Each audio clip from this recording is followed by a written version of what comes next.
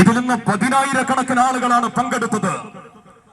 ആദ്യമായി ഇത് റിപ്പോർട്ട് ചെയ്യാൻ വന്ന ക്രൈംബ്രാഞ്ചിന്റെയും സ്പെഷ്യൽ ബ്രാഞ്ചിന്റെയും പോലീസ് ഉദ്യോഗസ്ഥന്മാരോട് ഒരു കാര്യം ഞങ്ങൾ സൂചിപ്പിച്ചു കൊള്ളട്ടെ.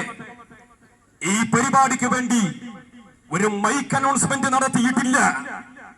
ഈ പരിപാടിക്ക് വേണ്ടി ഒരു നോട്ടീസ് പോലും അടിച്ചിറക്കിയിട്ടില്ല. ഈ പരിപാടിക്ക് വേണ്ടി യാതൊരു പ്രചരണവും നടത്തിയിട്ടില്ല. എന്നിട്ടും 1000-കണക്കിന് ആളുകൾ ഈ ഒരു മാർച്ചിൽ വന്ന് അണിചേർന്നിട്ടുണ്ടെങ്കിൽ അതതിന്റെ ഗൗരവത്തോടുകൂടി ഇവിടുത്തെ നിയമപാലകർ കരുതിയിരിക്കണമെന്ന് ആദ്യമായി ഓർമ്മപ്പെടുത്തുകയാണ്. ഇത് ഈ നാട്ടിലെ ജനങ്ങളുടെ മനസ്സിന്റെ അകത്തുള്ള വികാരമാണ്. ഈ മാർച്ചിലൂടെ ഇതിലൂടെ പ്രകടിപ്പിക്കുവാനായി 1000-കണക്കിന് ആളുകൾ ഇവിടെ എത്തിച്ചേർന്നിട്ടുള്ളത്. ഇവിടെ ഫൈസൽ എന്ന് പറയുന്ന നമ്മുടെ ഒരു സഹോദരൻ കൊല ചെയ്യപ്പെട്ടിരിക്കുന്നു.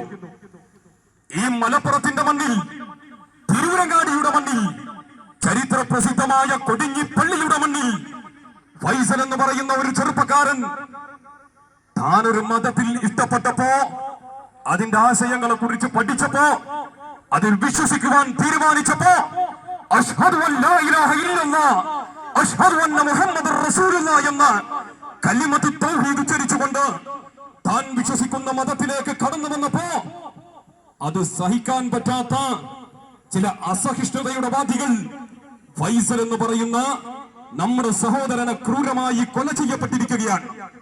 ഞങ്ങൾക്ക് ആദ്യമായി ഈ രാജ്യത്തിലെ സർക്കാരുകളോടും നിയമപാലകരോടും സൂചിപ്പിക്കുവാനുള്ളത്, ഇതൊരു ഫൈസൽ എന്ന് പറയുന്ന ഒരു വ്യക്തിയുടെ കൊലപാതകം മാത്രമല്ല.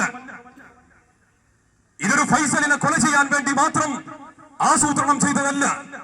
മറിച്ച് ഈ കൊലപാതകത്തിന്റെ പിറകിൽ പ്രവർത്തിച്ചവർ, അവരുടെ ലക്ഷ്യം ഒരു ഫൈസലിനെ കൊലപ്പെടുത്തൽ മാത്രമല്ല, അതിന്റെ പിറകിൽ ഈ രാജ്യത്ത് വർഗീയ കലാപമുണ്ടാക്കണം, ഈ നാട്ടിന്റെ ശാന്തിയും സമാധാനവും തകർക്കണം എന്ന ഒരു വലിയ ലക്ഷ്യത്തിന്റെ ഒരു ഭാഗം മാത്രമാണ്, ഒരു ഇരയായി തീരുക മാത്രമാണ്